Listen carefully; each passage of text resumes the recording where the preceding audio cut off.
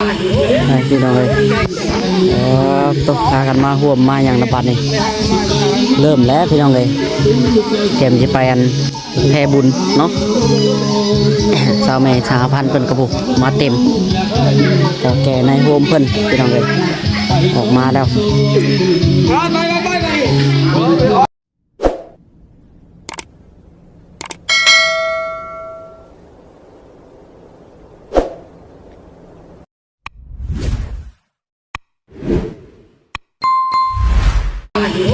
พี่น้องเลย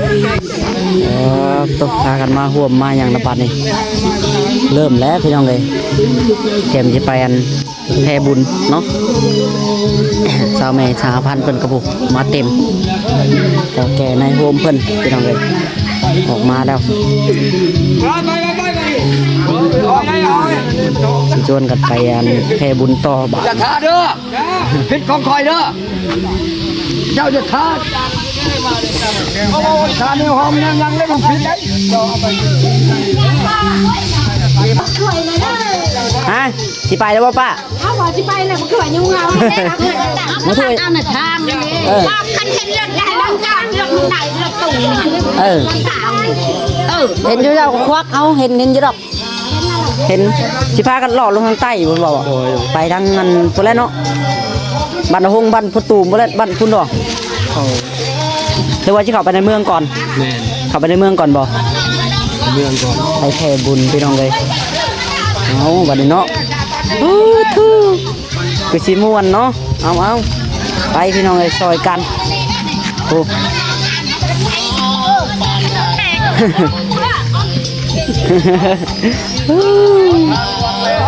ไปแล้วพี่น้องเลยครูเตรียมไผ่ปูขอบปูแขนนะเนาะโดยเดี๋ยวต้องหลาไว้ตัวไหนไปพี่น้องเลย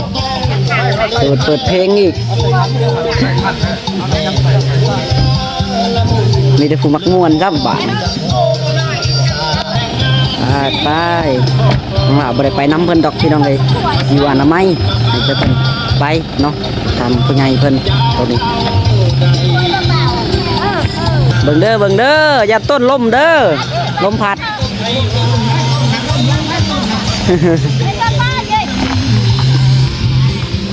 เข้าไปแล้วไม่เย็นเบียดอยู่ไปบนหัวเลยทางเฮาก็มีแต่ชวนกันแปลงค้างแปลงเดินเนาะมื้อนี้กุดเสาะเท่านี้แหละพี่น้องเอ้ยเดียวถ้าทางเพิ่นชวนเฮ็ดเนาะเตรียมอนามัยได้เฮาก็ได้ขุดจอกขุดจกขุดค้างแปลงค้างเลาะพุ่นแหละหดนอกพุ่นแหละมาพี่น้องเอ้ยเนาะชวนกันอนามัยบ้านนี่ทางตัวนี้แหละทางบนนั้นเพิ่นจอดรถเนาะบนจอดรถ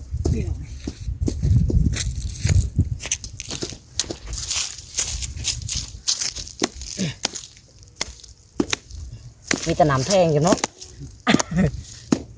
ทีรถจอดไม่ว่ากันเด้อเนาะเอาอีกแล้วช่วยไปมันอาจจะจอดตีเนาะ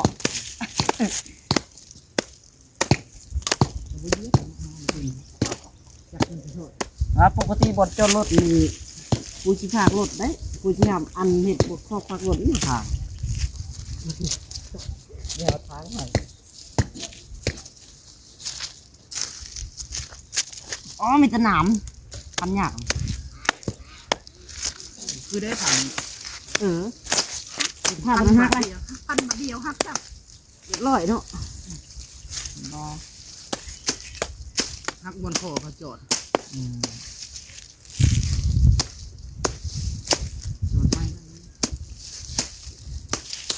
ทำไปเลยคือทางเหมาะแล้วตัวเลยดีพันแล้วต่ออีกแค่ผ่าถนนผ่าหลวมผ่าหล่อนเป็นผ่าที่กินเป็นผ่าทางตา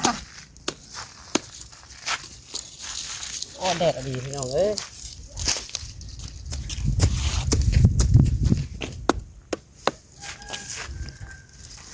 แดดแห้งดีดอกเนาะมีเมี่ยงอยู่มาทางตอนแดดฉบับ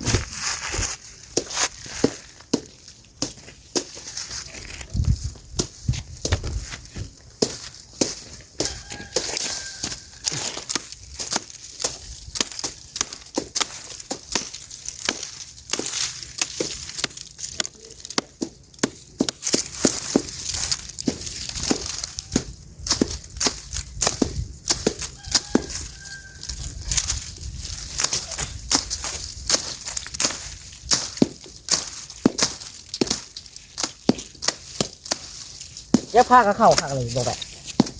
เย็บผ้าไปยังเป็นนี่ เว้าข้าผู้หญิงแล้ววะ ไอ้อยู่เนาะพันเลย ผ่าก็มีตะปูตะแม่เตียไป เยอะ ข้าวผู้หญิงแล้วบ่ เอาก็เห็นแกว่าแล้วผ่าผู้หญิง ตรงนี้มีแต่ผู้ชายเนาะข้าบ่เข้า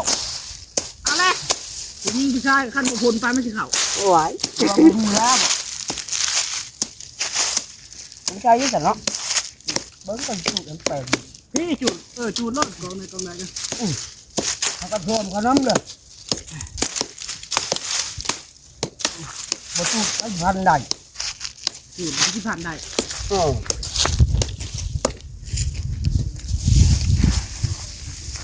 พันบ่น้ำจุดน้ำก็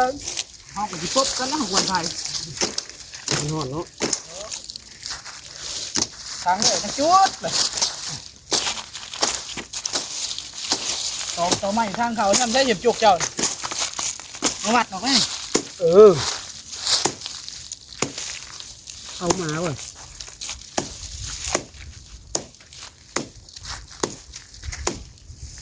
เอาชิ้นหมูหรือเอาชิ้นหัว ไป บุญ โบ้พอชักเลยเนาะเอาเงินมาเอากินยังโบ้แปะเงินนั่นลุเฮียไปจากของงานน้ำมานินคำ บ่เอาเงินบ่ได้จะกิน ไปกินได้ไหม ไปน้ำนะก็ลืมไปวันนี้วันที่ให้เนาะก็บ่ให้ ไป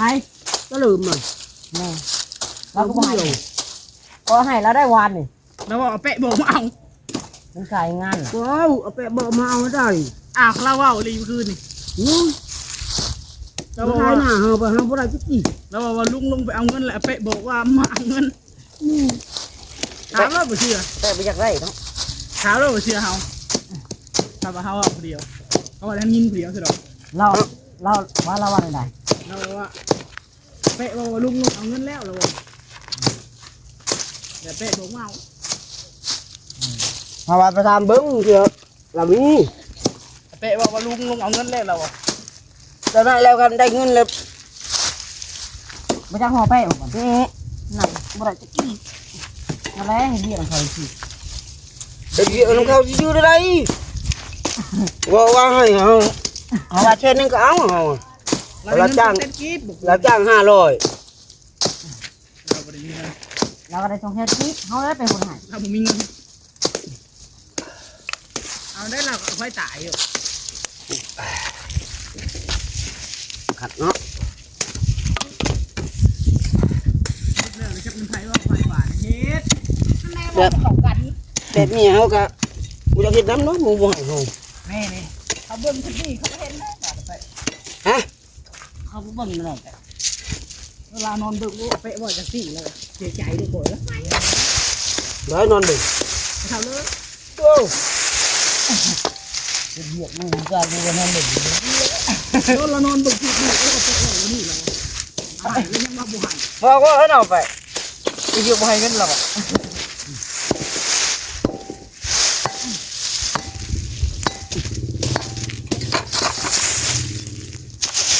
นี่คนเฮาเฮ็ดเงินระดับนี้ครับเนาะเจ้าเท่านั้นเลย โยสามบอกให้มาเอาเนาะเป๊ะ ไปสร้างพันละผ้าจังได๋พันมันบ่จะขาดอยู่ทำโหลดได้ผ้าเอาไหม ได้นั่นพอต่อยออกก็ต่อย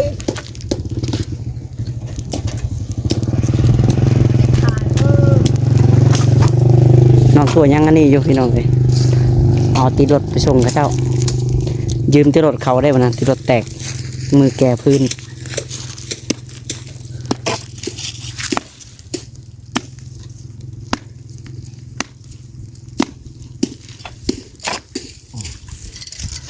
โยนเขาดิ ไอ้ที่ขยับเด้อต่อใหม่ ไปเหยียบก็เหยียบแล้ว เหยียบ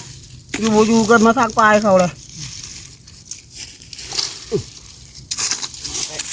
ไอ้หินก็จะเหยียบเหรอใครบ่เห็นแล้วมันเหยียบบ่ถือ ทางคืนบ่มีใครเห็นดอก มีไปเห็นก็แสดงว่าไม่เคยเหยียบถือ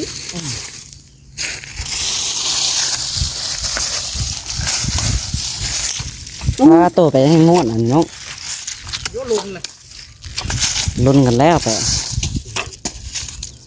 ไอ้ นอน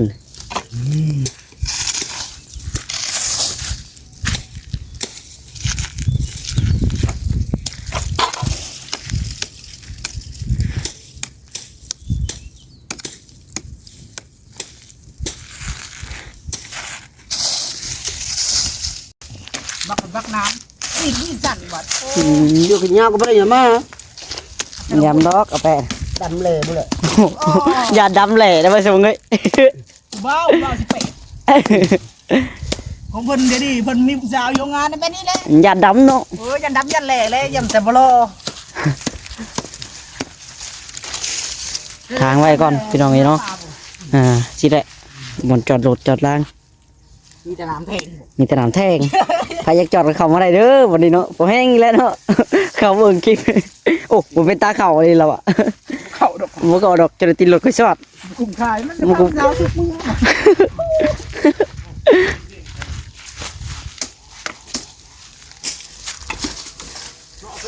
เป็นตะเข่าเขาทางเป็นจะมียังบ่เป็นตะเข่าเขาจะบ่เป็นตะเข่าทางเปิดมากับผู้สาวอีกแล้วบอกว่าตีรถกระชอดแบบพาเขาสุกกับบุคือ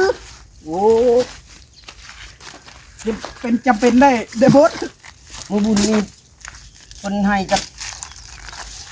ต้องจัดแจงแค่นี้เนาะ ไป ชุมเฮานี่แหละ เป็นบุญนะบ่โอ้ได้อยู่หรอก บ่ได้ดินบุญนี่แหละ อืม เป็นบุญในทานนี่แหละ ว่าจะให้เจ้าตอนนี้มันก็ญาติมันเบิดฮอดมือบุญยังหาย ปล่อยมันคนกินเงินบ่ได้โอ้ย คนสายสปอร์ต ใส่จะฟอร์ดเนาะ ฮะ เป็นบุญเป็นอย่างเนาะดูสิ400,000 อืม แพงมาเดียวเลยไปบ่ เนาะ หลอกกระยาก็จะเก็บเขาบ่ บ่ได้จำเกลือวันนี้เนาะแพงบัดเดียวนะบ่ได้กินไปช่างแล้วไปเหล้าก็บ่ได้กินน้ำหมูแล้วเจ้าก็ไปแทงมักหลอกนะกันถือใครแน่เนาะญาติบ่ถือเลย กันผู้อยู่โรงงานน่ะแทงบ่เป็น บ่เข้าน่ะ แทงเป็นจะมาครับลุกตั้งน้ำลุกตั้งต้นเดี๋ยวผู้ใดเมียแล้วก็ยังบ่ได้อีก นี่ใจ อยู่ร่วมกันอยู่งาน มันกักแลแล้วเนาะเขาว่าเบิ่งคลิปนี้เอาอีกแล้วเอาแฟ มื้อแรงข่อยสิกุมเล่าเลย ชิบหายข่อยแฟว่ะ ก็อยากได้คือกัน น้ำ เลยเหรอไปก็ยิ้มเปื่อยเลยมาแต่เช้ามาแต่ทาง นี่แหละ เต้นสารวัตรจักบาทเลยเนาะ เอา ไปดอก หายิ้มงวดเจ็บแขนขาเลย ก็สิว่าเฮาตีบอกไปที่ที่เด่น เต้น คิดว่าเต้นสารวัตรจักบาท นี่ว่าเฮาอยู่โรงงานนี่ก็เฮาสาวโรงงานมาเต้นน้ำมาอีดอก มาอยู่ดอกโอ้กดแก้ว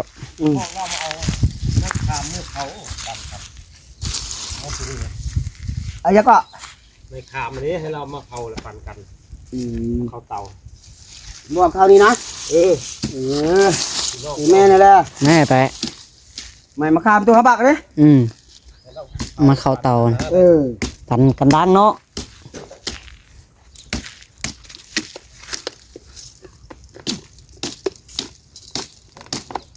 กินก่อนน้ำขามก่อน โอ้เช้าสิปุ๊บป๊าดสิเลี้ยงขามมันก็ต้นเช้า มือ กระดกกินแล้วแม่เนาะ มีควรได้ค้าอันนี้ ตามมือและเมาเลยคือมันจะคิดโมกกันขึ้น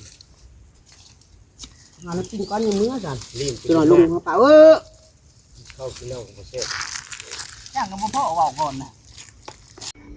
พี่น้องเนาะทางคุณก็ได้ทางเรียบร้อยจูดแล้วขอกุ้ม ยังมาแล้วมาเล่นต่อไหม พักผ่อนก่อน พากันมานั่งพักคมเศร้าเมื่อยวันนี้กินน้ำของน้ำโคก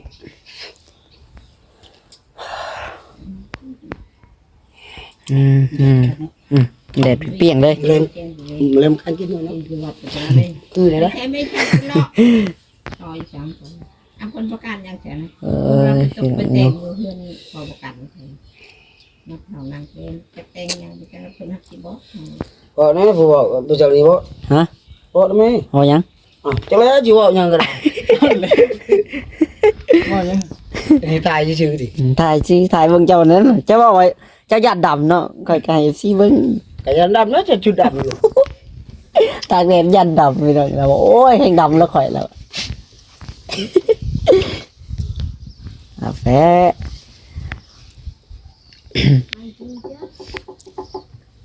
เห็นนำกันว่าสิมาเฮ็ดทางเนาะมิดใช่บ่อยพี่น้องเออ จักคำสิว่าเนาะพากันมาเมื่อเช้านี้ว่าสิพากันเฮ็ดทางแปลงทางสุด เราอังก็ไปไหน จะบ่สิมี สะอาดโอ้ เอาแต่ไปเอาไปเอาเดียวคนกลุ่มยังมุ้ยไปมาอย่างนี้เนาะไป เจ้าทินเปิดโลงก่อนยังมุ้ยไปมาอยู่พี่น้อง น้ำเย็นบ่มากินได้น้ำเย็น น้ำเย็นเนี่ย เบิดบ่น่าจะกิน ยัง ก็ชื่อไอ้เพิ่นเมื่อกี้นี่ได้มาจากเบิดได้ว่าตอนน่ะคือว่าติดเครื่องขวด บ่ ชื่อเพิ่นเมื่อกี้นี่10,000เบิดอะไร เบิดบ่มื้อนึง ก็อยู่แล้ว เนี่ยบ่พอบ่กุมมือแบบบ่จงบ่กุมมือได้จังนั้น ลิตรนึง ลิตรหนึงบ่ได้กุมได้แปะ เนี่ยกินชาวงานอยู่อันนี้ก็ โอ้ บอกไปเลยๆได้ มัน นะ นี่แหละหมักเมียเขา บอกแต่จะบอกได้ว่าอันรู้จักแต่เฮาสองคนน่ะ เนาะอย่าว่าว่าจักจะเฮาสองคนเนาะทั่วโลกได้แฟ บอกไปเรื่อยๆชิมเจ้าอ่ะ ยกให้เจ้าพาว่าวมึงกินนี่ บอกมีเพื่อเจอกัน อ่า เห็นบ่นี่อ่านนะแม่นี่ ไม้เปียก กับปืนของน้ำนี่พี่น้องไงไปโอเควันนี้เนาะบ๊ายบายสบายดี ถ่ายภาพ พี่ เรื่ น้ อ อง งถ่ายยาเขาโหลดจริงว่าถ่ายภาพ